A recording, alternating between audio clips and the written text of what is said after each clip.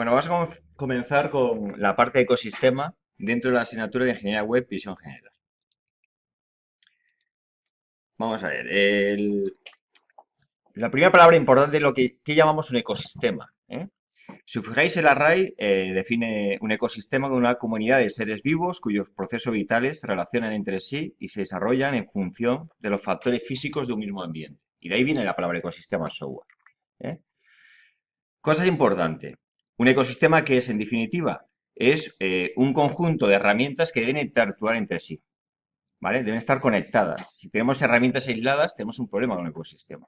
Queremos cosas conectadas entre ellas.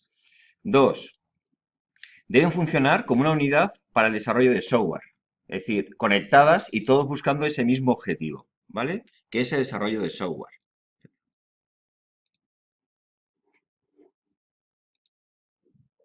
¿vale? Y además, fijaros que habla de aquí de factores físicos de un mismo ambiente. En ecosistemas tenemos el mismo problema. El ambiente para nosotros es la tecnología con que está basada. Es decir, si basamos un ecosistema para desarrollar en Angular, no es lo mismo que un ecosistema para hacer cosas en Java. ¿Vale? Depende de cada tecnología, necesitamos ecosistemas distintos. ¿Vale? Hay cosas que son compatibles. Por ejemplo, yo puedo utilizar GitHub y GitHub me puede permitir hacer un repositorio de código tanto para Angular como para Java. ¿Vale? Es compatible. Pero, por ejemplo, yo cuando voy a utilizar un constructor de proyectos, no lo mismo un constructor de proyectos orientados a Java que un constructor de proyectos orientados a Angular. Porque son tecnologías distintas y por lo tanto necesitamos herramientas distintas. El control de calidad, evidentemente hoy, cada vez más, los controles de calidad que me ofrecen están basados en muchos lenguajes. Es decir, yo te ofrezco un control de calidad para 20 lenguajes. Yo analizo qué lenguaje tienes y te hago el control de calidad del lenguaje que tú tienes. Y a lo mejor te ofrecen 15 lenguajes o 20. Entonces, evidentemente, si cogemos un control de calidad de código que es compatible con Java y con Angular o con TypeScript, pues al final me es compatible. ¿Lo veis? Si no, tengo que buscar esos controles de calidad de código que son compatibles con el lenguaje que yo estoy utilizando al final. En definitiva, ¿qué es un ecosistema? Es un espacio de trabajo que es conjunto, unas herramientas que vienen todas entre sí, ¿vale? Que lo que hacen es ayudarte en todas las fases del desarrollo software, en todas sus fases. Y sus fases empieza con la gestión, ¿eh? Un proyecto software, lo primero que empezamos es con la gestión, a organizar a personas, a equipos, hacer requisitos, hablar con el cliente, a sacar, digamos, los primeros requisitos, lo que fuera, ¿vale? A decidir qué tecnología vamos a utilizar. Es decir, toda esta gestión empieza por ahí el desarrollo de software. Entonces, tenemos gestión, tenemos la extracción de requisitos, tenemos análisis, diseño, programación, pruebas y despliegue. Todo ello es un ecosistema, ¿vale? Y hoy más, las herramientas tienden a interactuar entre sí. Lo que hacemos que normalmente muchas veces nos basamos en la nube y cuando tocas una herramienta se conectan y automáticamente entre ellas se van comunicando para hacer todo el proceso completo, ¿vale? Y eso llamamos ecosistema. Siguiente, aquí llamamos forja, ¿vale? La forja es un subconjunto de un ecosistema. Entonces, la forja solo se concentra en el desarrollo de software colaborativo, ¿vale? No incluye la gestión, no incluye la integración continua, sino que se concentra exclusivamente en desarrollar software de forma colaborativa entre nosotros. Tengo un equipo de 8 personas, las 8 vamos a hacer un mismo código común y tengo que montarme una plataforma para que entre los 8 podamos trabajar de una manera eficaz. Eso es lo que busca una forja, ¿vale? Y por lo tanto, repito, la forja es un subconjunto de un ecosistema. Y luego tenemos un entorno de desarrollo integrado, un IDE, ¿vale? El IDE es un subconjunto de una forja, es parte de una forja. ¿Y qué es? El entorno que yo instalo en mi máquina para empezar a funcionar, que es mi entorno de trabajo, ¿vale? ¿Veis los tres niveles? Entonces nosotros, esta asignatura, aunque tocaremos cosas de ecosistemas, no tocaremos todo. Es decir, no montaremos aplicaciones de gestión de proyectos, ni de documentación, ni demás. Nos concentraremos principalmente en una forja y en el IDE, ¿vale? Entonces, cuando yo monto un ecosistema, realmente necesito una serie de servicios, ¿vale? Aquí he puesto servidores, pero evidentemente podríamos agrupar varios servicios en un solo servidor. Pero la idea es, necesitamos el equipo de desarrollo, es mi equipo que yo manejo, el equipo que vamos a llamar de programador, ¿vale? Este equipo, uno de los más importantes, ¿cuál es? El equipo de software colaborativo, que es donde está mi repositorio, ¿vale? Y me da la gestión de ese software colaborativo. Además, que necesito un equipo que me supervise la calidad del código. Es decir, hoy en día, evidentemente, hay que hacer las cosas bien, pero para dar un nivel de calidad de código, no nos podemos fiar ni de nuestra experiencia, de lo que cada uno ha aprendido. Somos equipos, somos variopintos, cada uno venimos de sitios distintos y tenemos que unificar la calidad del código. ¿Qué hacemos? Apoyarnos en herramientas. Entonces, tenemos un equipo que me supervisa la calidad del código. Lo que hace es mirar que el programa es bien, mirar que está todo bien formateado, mirar que haces unos tests que tienen una cobertura aceptable, mira que tu calidad de desarrollo de código sea aceptable, ¿vale?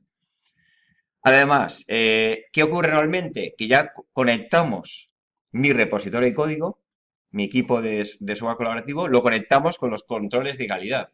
¿Para qué? Porque si somos muy metódicos, no nos vamos a equivocar. Tú antes de subir código, pasarías control de calidad, pasarías test y si todo va bien, lo subirías al repositorio. Pero como no nos podemos fiar, viene gente, equipo, no sabemos qué precio tiene, lo mejor es conectarlo. De tal manera que cuando alguien me toca el código del repositorio, yo lanzo todos estos controles y si algo va mal, que me avise. ¿Vale? Además que tenemos el equipo que llamamos de integración continua. Evidentemente, repito, el mismo problema. ¿Qué hace la integración continua? Lo que hace es arranca, instala en lo que es el software y lanza los tests, así todo va bien. También podríamos hacer un despliegue, es decir, si estamos haciendo un sitio web, lo desplegaríamos de forma automática y atacaríamos al sitio web a ver si todo va bien. Esto es lo que hace integración continua. Es cada vez que tocamos algo, lanzar todas las pruebas. ¿Por qué se hace como integración continua? Porque muchas veces las pruebas, a nuestro nivel, tenemos códigos realmente pequeños. Entonces yo lanzo pruebas y me van a tardar 30 segundos, 20 segundos. No es un problema. Pero cuando tenemos una aplicación más grande, este lanzamiento de pruebas podemos hablar de horas. Lanzar las pruebas puede ser una hora esperando qué pasa. Entonces, ¿qué ocurre? Que yo no me puedo permitir lujo de estar una hora esperando cada vez que voy a subir código. Dice, bueno, yo lanzo mis pruebas locales, veo que todo va bien, yo lo subo, se lanzará todas las pruebas de toda la aplicación y ya mañana me mandarán un correo si algo ha ido mal. ¿Vale? Porque no podemos esperar. ¿Vale? Entonces, ¿qué hacemos también? Conectar máquinas. Es decir, cada vez que alguien toca el repositorio, automáticamente se va a lanzar la integración continua, que es el despliegue, el empaquetado, el prueba de test y comprobar que todo vaya bien. ¿Vale? Además, ¿qué necesito? Evidentemente, tengo que acceder de mi máquina a ese control de calidad, esté donde esté, y de mi máquina tengo que acceder a esa integración continua, esté donde esté. ¿Vale? Si todo va bien, es muy típico hacer un despliegue en preproducción. Pues yo puedo querer tener siempre en preproducción la aplicación montada funcionando para poder hacer pruebas de demostración, de funcionalidad o de aceptación de cliente. Le puedes decir al cliente, oye, mira, conéctate y vas tanteando si todo va según lo previsto. ¿Vale? ¿Qué te puedes hacer también? Todo puede ser automático. Yo conecto mi repositorio con mi preproducción para que me instale todo el software ahí y lo tengamos funcionando. Esto solo se hace si el código que acabamos de subir ha cumplido todas las pruebas que hemos hecho de calidad. Cumple todos los test, todo va bien, lo despliego. Que no, se aborta. Y que tengo en preproducción siempre la última versión del software funcionando. ¿Vale? Además, cuando ya hacemos aplicaciones, ya no solo hago un proyecto, tengo varios proyectos relacionados. Cada proyecto que genera, me genera un código, un jar, estamos hablando de Java, o un desplegable, lo que fuera. ¿Qué necesito? Llevar una gestión del código que yo voy desarrollando, que es de la empresa. Pues yo voy haciendo paquetes, voy haciendo jar, voy haciendo despliegues y, evidentemente, no te lo planteas todo como un solo proyecto. Vamos a tener 20 proyectos conectados en el propio desarrollo de la empresa. Entonces, cada proyecto que tiene una versión. Entonces, gestionar esto no es trivial. Yo tengo que saber qué versiones voy a utilizar, cuáles son las estables, y tener normalmente un lugar donde yo ya tengo mi software cerrado, que son esos proyectos que están cerrados con una versión continua, funcionando. Y además que necesito un servidor que me gestione los aspectos de gestión, documentación del proyecto, gestión del proyecto. Es decir, si voy a utilizar, evidentemente, alguna metodología, pues tipo Scrum o lo que yo quiera, normalmente utilizas una herramienta que te ayude a gestionar todo esto. ¿Vale? Entonces dentro mi gestor de proyectos, que incluimos pues la documentación, ¿vale? Entonces, esto es de una forma genérica lo que yo necesitaría para montar un ecosistema. Nosotros, la parte de gestión de artefactos no la vamos a hacer, ¿vale? Y la parte de gestión no la vamos a montar. Vamos a montar lo que es más bien lo que es la forja, incluida control de calidad e integración continua. El despliegue no lo vamos a hacer porque todavía no tenemos despliegue, es decir, hasta que no llegamos a Spring no tenemos nada que desplegar. Tenemos un código Java puro que su despliegue es un hack, no hay mucho más que hacer. ¿Vale? Entonces, en Java, cuando nos organizamos en Java, ¿qué necesitamos? Lo más importante, la máquina virtual de Java, tenerla bien controlada. Necesito un constructor de proyectos, ¿vale? Y en Java tenemos principalmente tres, Maven, Gradle y Ant, ¿vale? Nosotros nos vamos a basar en Gradle. Luego tenemos que tener un IDE, ¿eh? Nosotros vamos a basar en Eclipse. Realmente a este IDE, todos los IDE funcionan igual, le ponemos un plugin, ¿vale? ¿Que para qué es? Para conectarnos a los distintos servidores. Si me quiero conectar a un servidor, necesito un plugin que me conecte con ese servidor, que me dé esa prestación, ese puente, ¿eh? Aunque no lo vamos a utilizar, realmente siempre necesitaríamos una base de datos locales, en máquina local. Porque yo cuando voy a lanzar todas las pruebas, lo voy a hacer contra base de datos que están en mi máquina. Si todo va bien, ya lo subiré a preproducción y ahí tendré otras bases de datos. Pero aquí necesito una base de datos. Nosotros principalmente nos vamos a basar en MySQL, ¿eh? ¿Vale? Y normalmente también necesito un contenedor web en mi máquina. Un contenedor web, ¿vale? Nosotros aquí no vamos a ver ni base de datos ni contenedores web, estamos todavía demasiado pronto, ¿vale? Pero cuando en su momento en Spring nos basaremos en Tomcat y bueno, si manejáis otro tipo de PHP, pues tendréis otro tipo de servidores web, ¿vale? Entonces yo te voy a tener que montar mi máquina de desarrollo, ¿vale? Por ejemplo, si lo hiciéramos con Angular, que lo haremos también, ¿qué necesito? Un constructor de proyectos. Si vamos a trabajar con Angular, es Angular CLI, ni duda. ¿Vale? Con esto montaremos mi constructor de proyectos. ¿Qué haces? Pues son herramientas que me ayudan a construir, porque si no es inviable. Ya construir algo así a mano es inviable. Y además, debajo de esto está Webpack, hay muchos más framework ocultos aquí que no vemos. Entonces, bueno, me lo da todo empaquetado, ¿vale?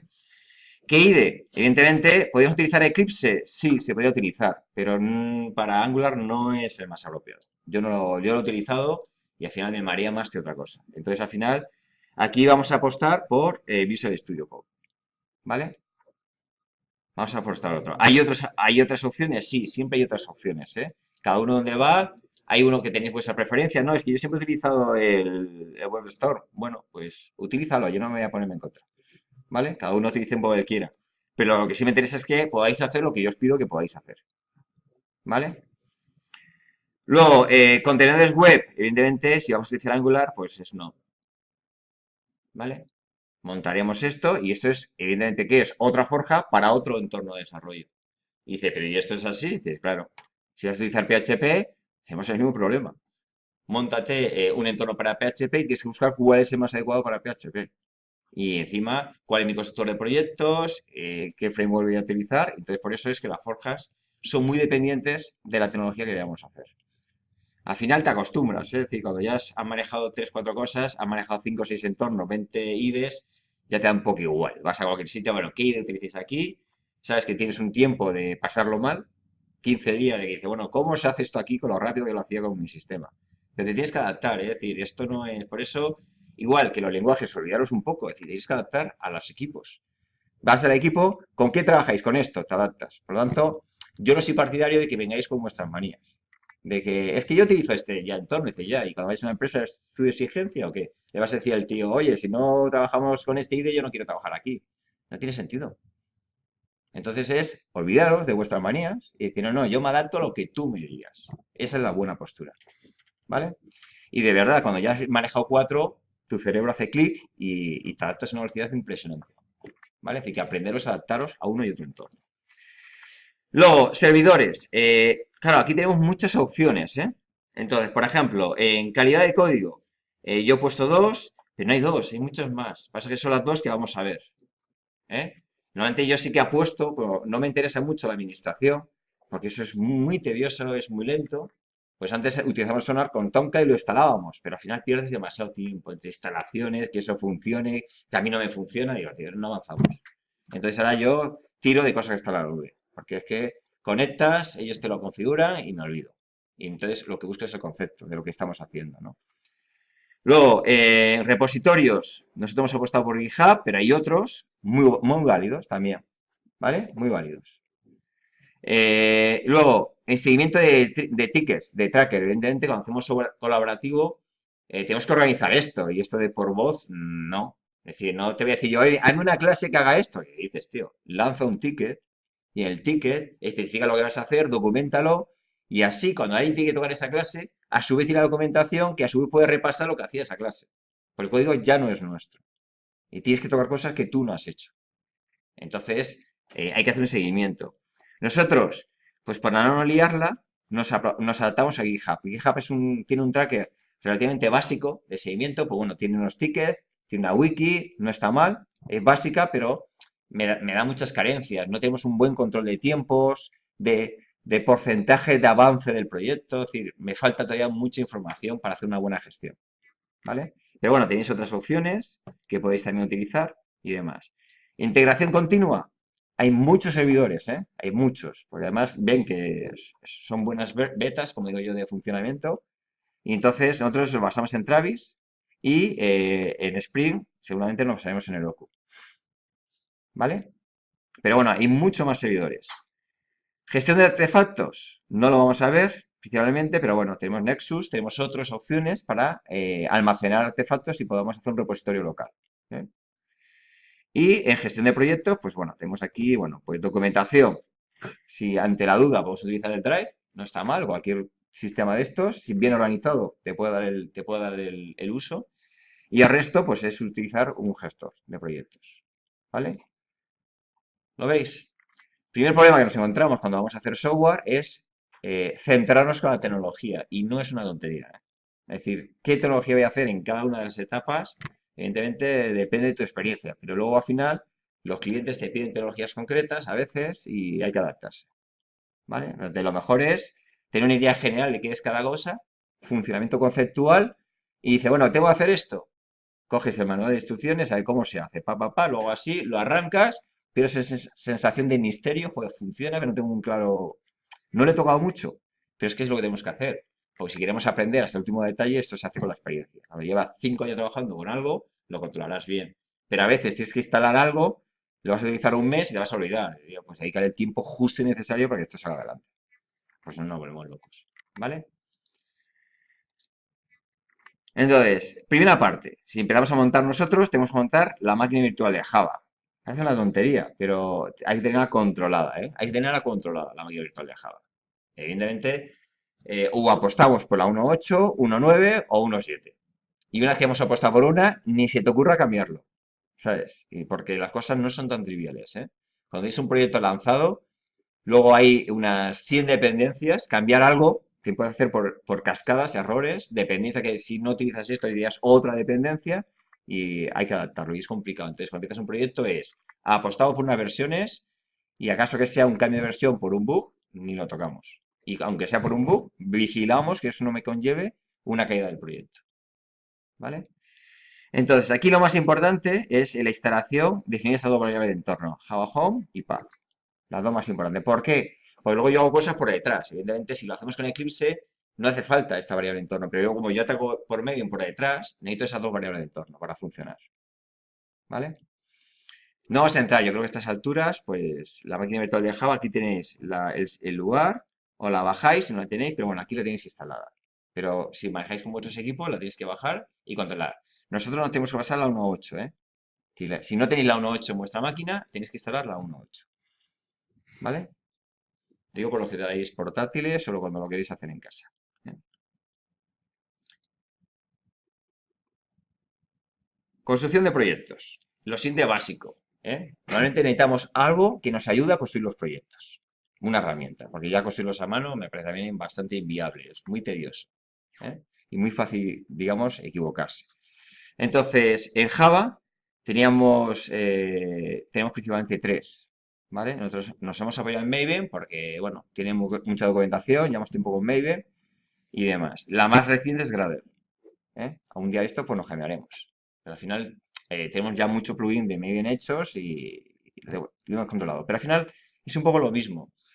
Maven está orientado a XML, se organiza con XML y Gradle tiene su propio lenguaje. La ventaja de su propio lenguaje es que hacer programación, scripts en Gradle es más fácil, porque es un lenguaje de programación, lo aprendes y haces tu secuencia para hacer los procesos, ¿vale? Y en Maven tenemos que hacer los plugins que, bueno, cuesta un poco más, ¿vale? Pero nosotros normalmente ya tiramos de plugins ya hechos. El más antiguo es SAD, que ya más o menos está en desuso. Ya poca gente se basa en ANT, ¿eh?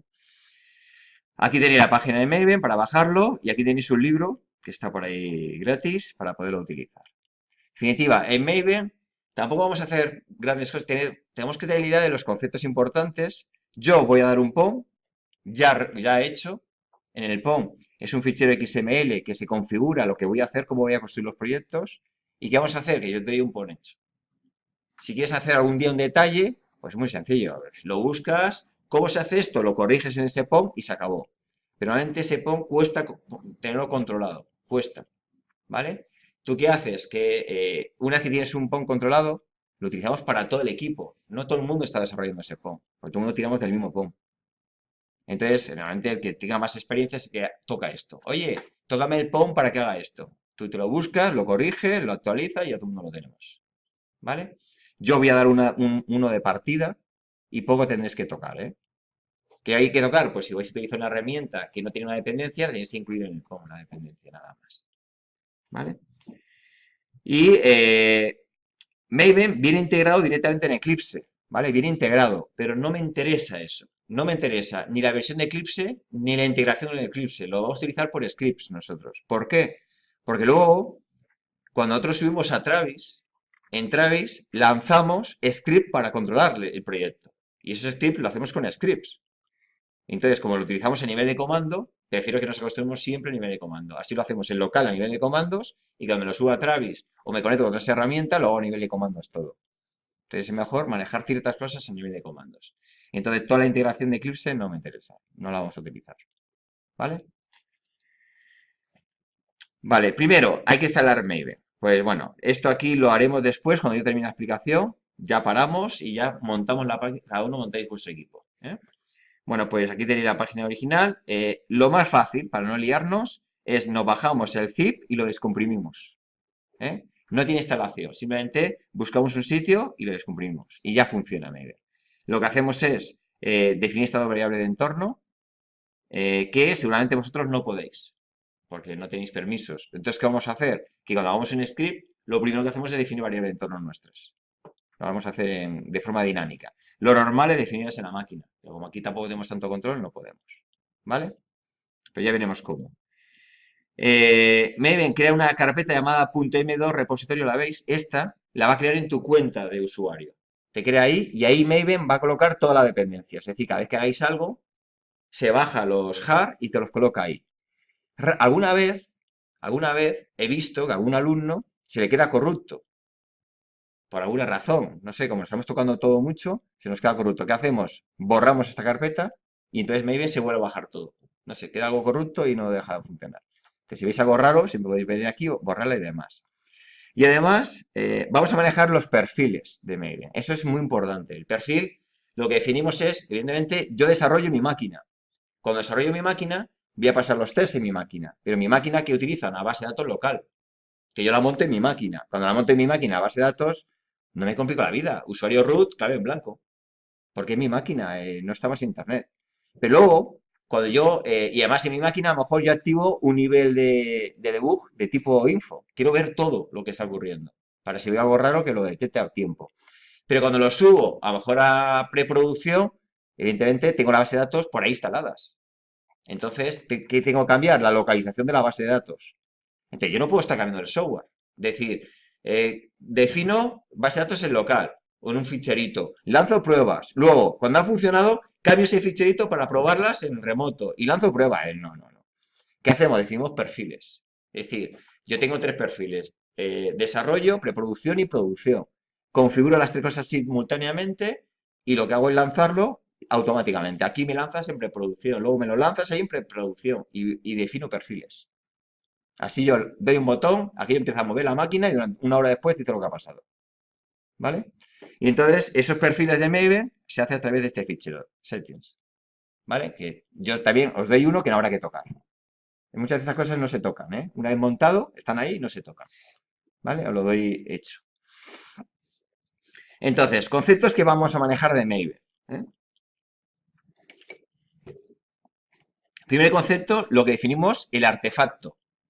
El artefacto es ese componente software que yo voy a empaquetar y ese que voy a distribuir. ¿Eh?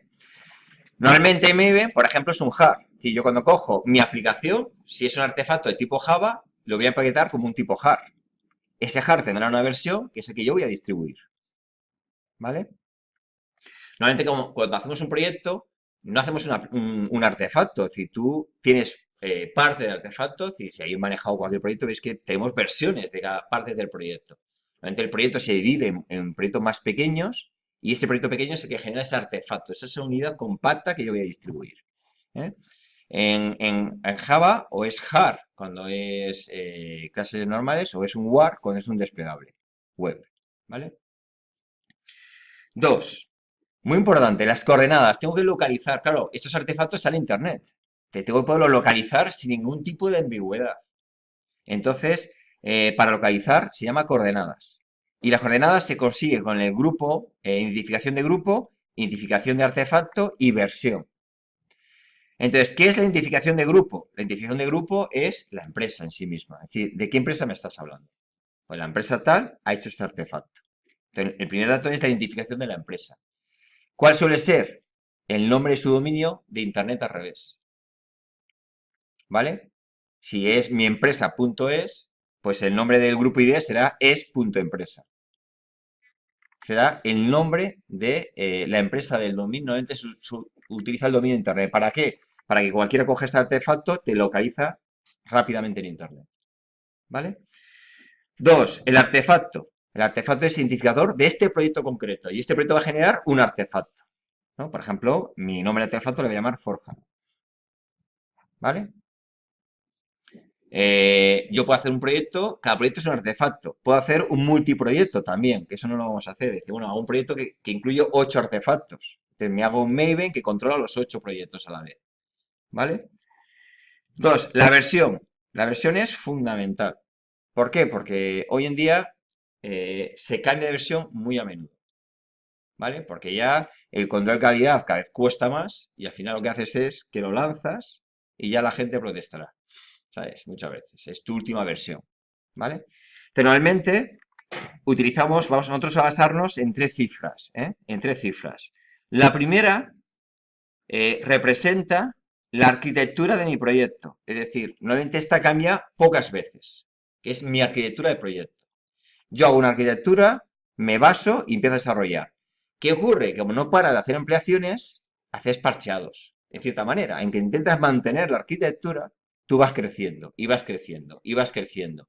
Llega un momento que la cimentación que tú utilizabas para ese crecimiento ya no es buena. Porque claro, tú calculas.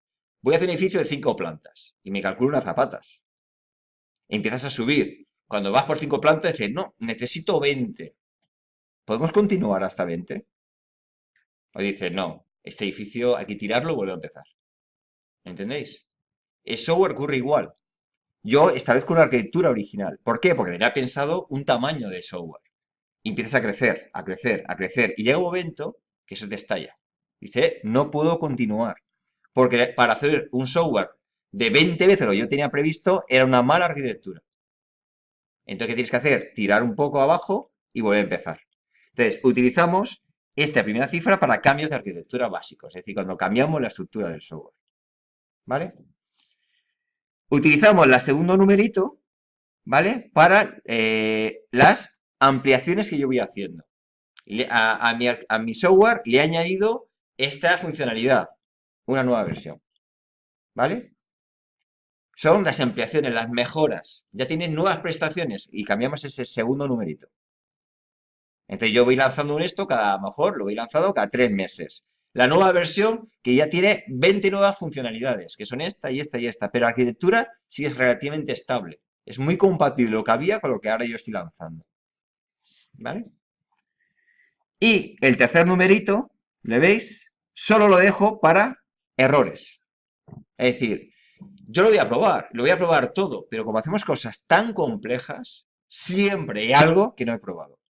Que no se me haya ocurrido una secuencia que a alguien se le ha ocurrido hacer.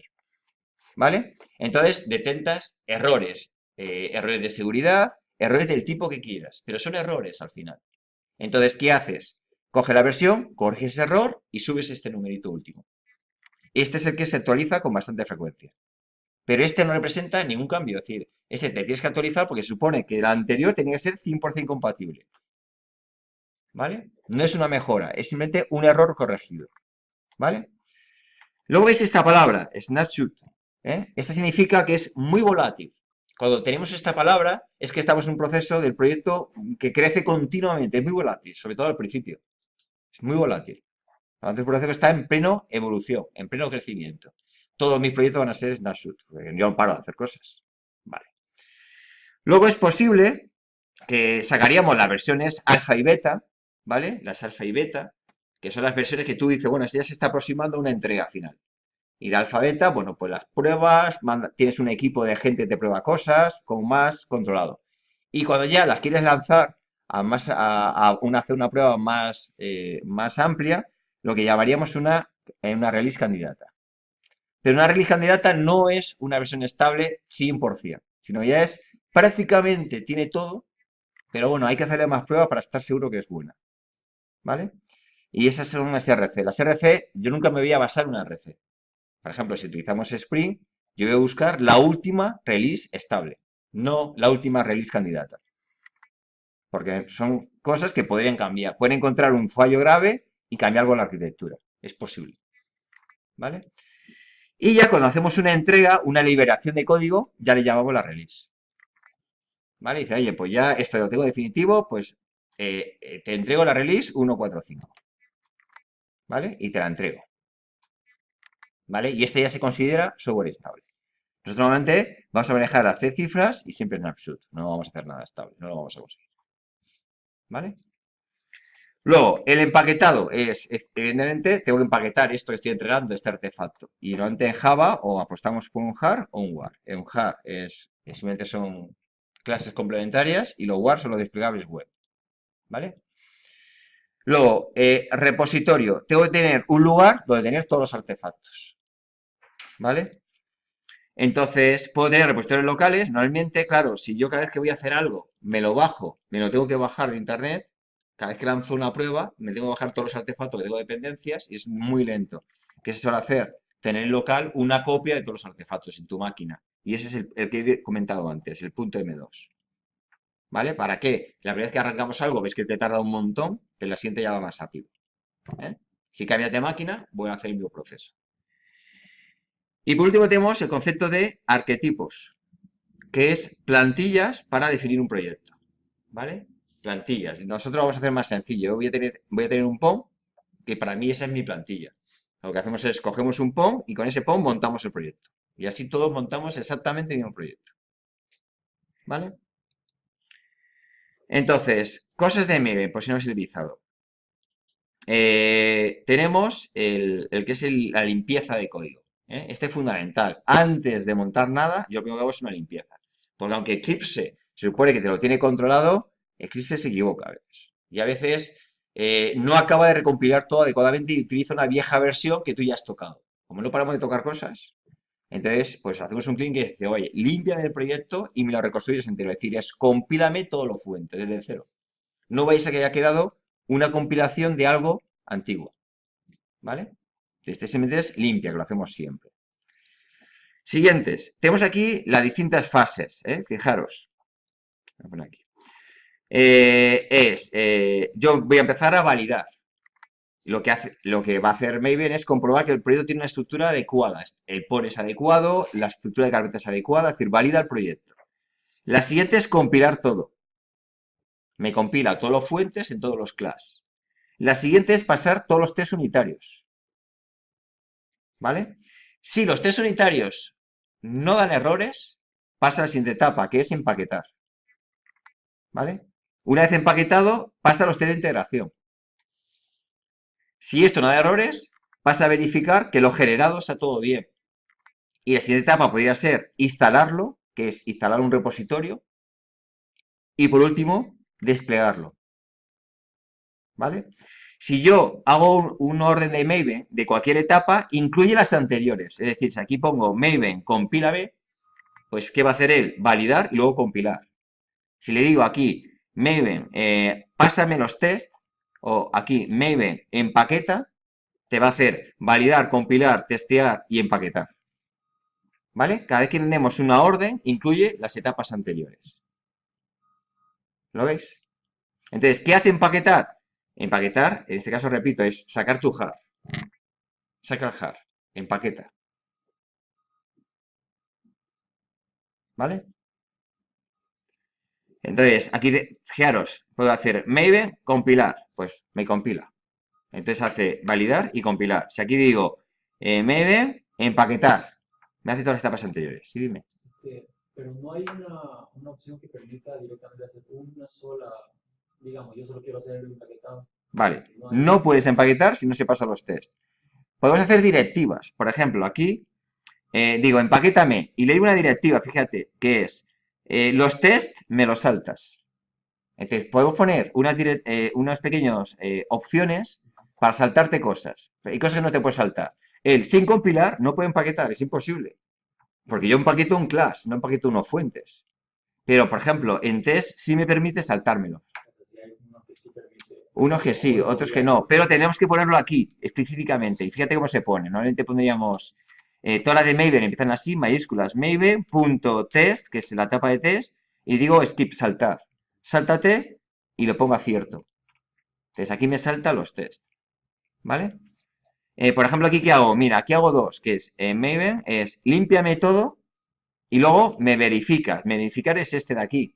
Como no he dicho lo contrario, ¿qué va a hacer? Limpiar, validar, compilar, testear, empaquetar y test de integración. Y me verifica que el resultado final es correcto.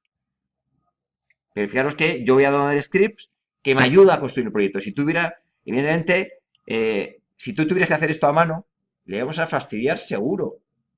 Mejor no te has acordado de recompilar todo y estás dando, tienes unos fuentes que el class que estás mandando es antiguo.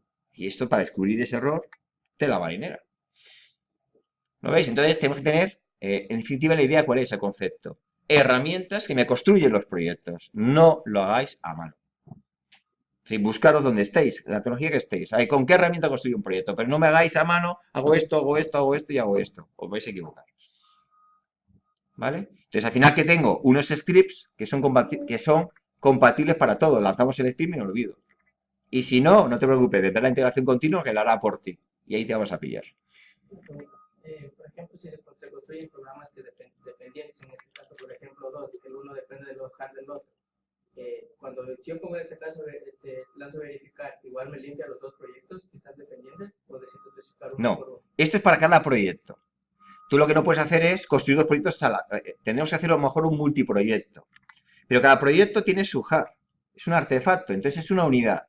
Si ese proyecto utiliza otros proyectos, yo no puedo utilizar los fuentes de otro proyecto, tengo que utilizar los hard de otros proyectos. Entonces tú puedes decir, lo que haríamos es un multiproyecto, pero ahí no vamos a llegar porque ya es un poco lioso. Es a lo mejor, yo lo he hecho en Eclipse. Tenemos un Eclipse de que teníamos 4 proyectos de Eclipse, todos conectados. Y yo lanzo el padre. El padre es un Maven, un POM, y simplemente conecta proyectos. Y dice, vale, me lanza de este proyecto estas etapas, de estas etapas. Pero es otro nivel más. Más complicado al final, entonces más lioso. Y aquí no manejamos algo tan grande para justificar un multiproyecto. ¿Vale? Pero se puede hacer eso que dices tú. ¿Eh? ¿Lo veis? Entonces, fijaros, es así los comandos. Estos son comandos, ¿eh? Se pone MVN y el que yo quiero. Y normalmente pues, utilizaremos principalmente, ¿cuál es? El verificar. Con esto hago todas las etapas y veo que todo vaya bien. ¿Eh? Además tengo plugin, ¿vale? Entonces, ¿qué tengo con eso? Con ello lo que voy a conseguir es conectarme con cosas. Por ejemplo, puedo hacer imaginaros que yo he instalado un Tomcat en un servidor. y quiero hacer un despliegue automático en ese Tomcat para luego que ese Tomcat me arranque mi servicio web, mi API REST, y yo luego ataco a ese servidor automáticamente. Pues tengo un plugin que automáticamente le dices, este de aquí lo configuramos para que le diga dónde está la URL de tu servidor de Tomcat, cuál es su usuario, cuál es su clave, se conecta, se instala y luego le atacamos. Entonces, estos son que llaman pequeños software para conectarme. Añadidos, ampliaciones. Por ejemplo, si me quiero hacer un control de calidad, pondríamos Sonar. Entonces yo digo, hago etapas, digo Sonar. Y entonces ya me controla la calidad del código fuente. ¿Vale? Entonces, estos son, digamos, conectores, software que conecta con otras aplicaciones, en cierta manera. ¿Vale? Tampoco vamos a desarrollarlas, simplemente las vamos a utilizar. Y con esto ya sabéis que me conecto con Sonar y que tenemos que darle la URL donde estemos Sonar, mi usuario y mi clave. No hay vuelta de hoja. Bueno, no damos usuario y clave, lo que vamos a dar siempre es la clave, la llave. No tengo usuario y clave, tú vas a Sonar y dices, oye, genérame una llave y con esa llave la voy a utilizar. Nosotros las llaves las ponemos en plano, es decir, las llaves las vamos a poner en un fichero de propiedades. Dice, entonces cualquiera te lo puede ver. Sí, pero no quiero liarlo más tampoco, porque normalmente, ¿qué haríamos con las llaves? Colocarlas en variables de entorno. Entonces, yo voy a mi máquina, defino la variable de entorno, cada variable de entorno le asocio una llave, y luego yo con mi fichero de propiedades ataco a esa variable de entorno. Y así, aunque la gente me capture mi fichero de propiedades, que eso es fácil, nunca ve la llave en sí. Solo ve el cómo se llama la variable de entorno que contiene la llave. Pero ya no puede, ya tendría que hackearme mi máquina para conseguir la llave. ¿Veis la diferencia? Pero otro vamos a poner las llaves en plano. Total, yo lo tengo todo abierto, me da igual. Y por último que tenemos los perfiles. Los perfiles son importantes, porque yo no puedo estar reconfigurando cosas. Yo tengo que automatizar todos los procesos. Y entonces, normalmente nosotros vamos a manejar 3 perfiles. El perfil de desarrollo, el de preproducción y el de producción. ¿El de desarrollo cuál es? Es el perfil en que yo monto todo en mi máquina. ¿Vale? Si lo monto en mi máquina, estamos hablando de desarrollo. ¿Qué es el proceso que voy a hacer? Yo estoy haciendo software, quiero probar lo que voy a hacer. Lo lanzo en mi máquina. Entonces, en mi máquina tengo base de datos, en mi máquina tengo un contenedor web, y lo lanzo todo ahí, todo va bien. A partir de ahí, me iría a una máquina de preproducción. Y lo montaría en mi máquina de preproducción. Entonces ya manejo otras variables. Otra localización de base de datos, otro usuario, otra contraseña. ¿Vale? Otro nivel de log, lo que fuera. Entonces, para ello, Maven tiene un fichero que es este, el fichero settings.xml que lo configura los perfiles. Esto no lo vamos a tocar, lo tenemos ahí en todos los proyectos y definimos 3 perfiles, desarrollo, preproducción y producción. Si quieres cambiar de perfiles, tendrías que cambiar este ficherito, nosotros no lo vamos a hacer. Manejamos esos 3 y con eso nos basta. Eso sí, tenemos 2 formas de definir perfiles. Una, lo copiamos en una carpeta especial de mi máquina, pero eso a mí no me gusta porque al final se os olvida, cuando subimos a Travis ahí no funciona, entonces vamos a utilizar otra técnica, que es que yo le pongo esta opción a todos los comandos de Maven, que es -- settings y el ficherito. ¿Lo veis? Entonces él busca en la raíz del proyecto este fichero y con eso establece los perfiles. Y con esto puedo viajar a cualquier sitio que funciona siempre. Entonces, además de hacer lo que hacemos hasta ahora, dar un comando, por ejemplo, voy a verificar que es montado todo el proyecto, le añado esta coletilla siempre. Y ya utilizo perfiles. ¿Vale? Y aquí tendríamos 3 ejemplos. Por ejemplo, aquí es, me verificas y me utilizas el perfil, con perfiles. Aquí es, me verificas y manejo un entorno de desarrollo. Esto es por defecto, Por defecto, si no digo lo contrario, cualquier comando que lancemos en Maven es de desarrollo. Cuando quiero otro perfil, hay que especificarlo. Por ejemplo, aquí es, voy a montar todo, voy a montarlo todo y a verificarlo, y quiero un entorno de preproducción. ¿Lo veis? Entonces, por defecto, siempre es desarrollo. Por ejemplo, este de arriba es desarrollo. ¿Vale? Entonces ya tenemos mi máquina virtual de Java instalada. Tengo Maven, que ahora vamos a empezar a manejar, que es mi constructor de proyectos. Ahora necesito un IDE, que es Eclipse. ¿Vale? Nosotros el IDE nos vamos a ver, tenemos que instalarlo, lo vamos a instalar en el escritorio y nos vamos a bajar esta versión, que es Eclipse IDE para Java EE.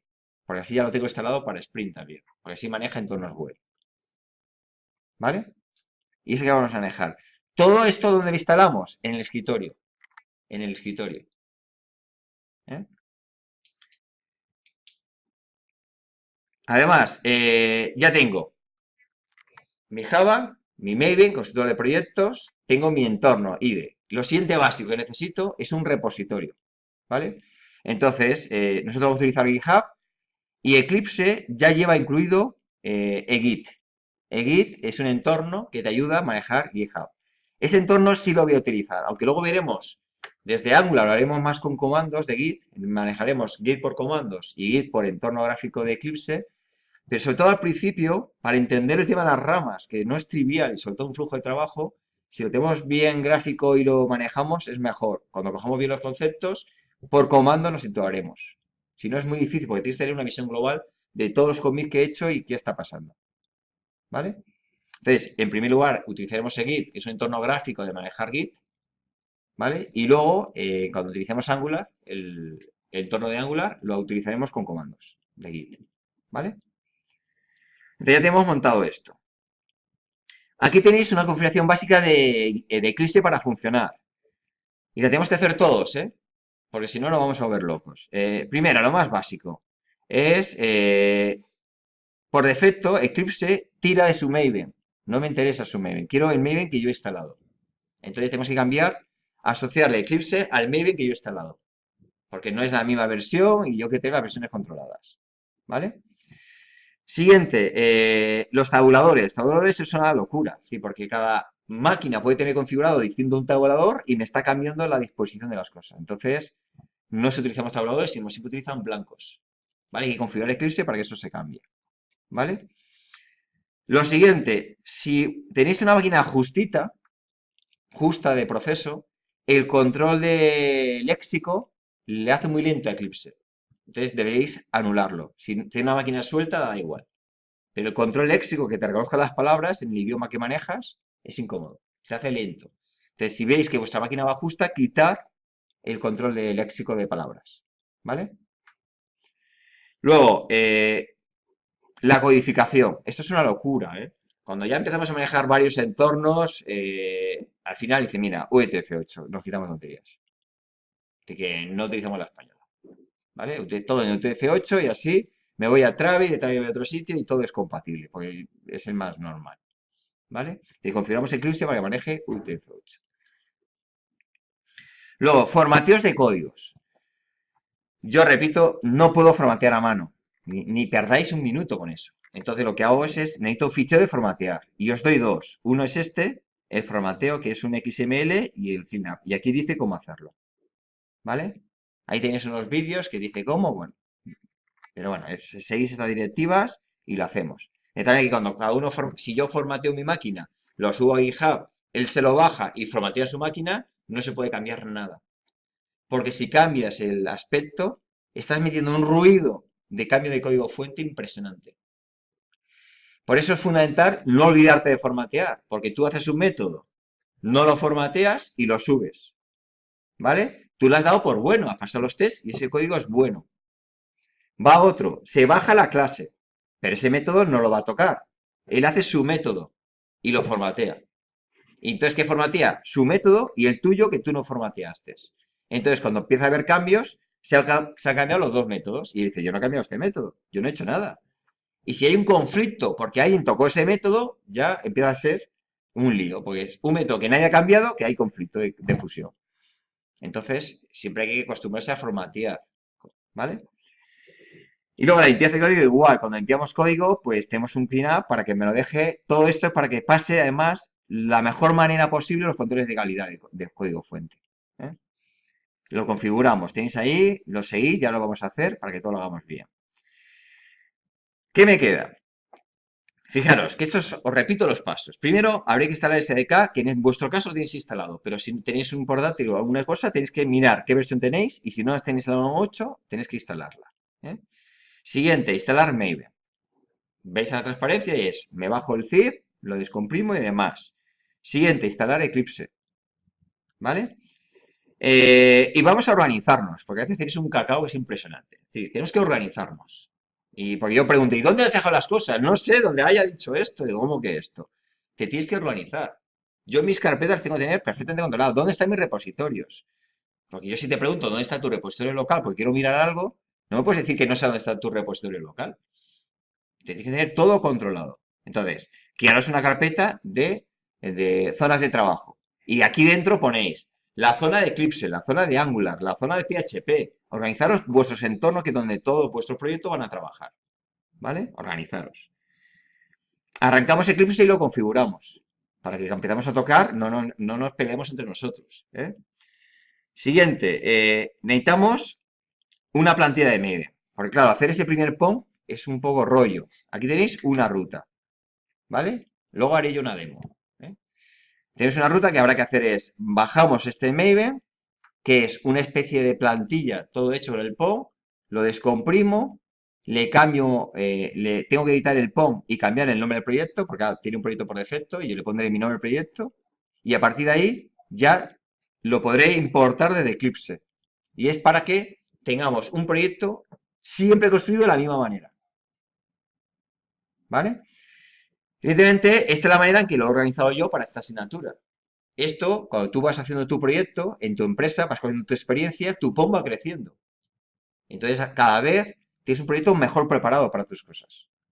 Entonces, utilizarás tu POM. En su momento es tu estructura. Pero aquí utilizaremos esta de aquí. ¿Vale? Y se hace así, fijaros. Para importarlo, voy a Eclipse y seguiremos esta ruta, ¿no? Maven, proyecto existente, lo localizo y lo importo y ya tengo mi proyecto montado, ¿vale? Y manejaremos luego Maven desde consola y para ello haremos scripts. Porque claro, yo lo que no voy a hacer es recordar cómo es un script. Me haré script que estará en mi proyecto y lo lanzaré. Y ya está. Como yo manejo Windows, los he hecho Windows. Si manejáis Mac u otros, los hacéis en Linux, pues no lo hacéis script en Linux. Da igual. ¿Vale?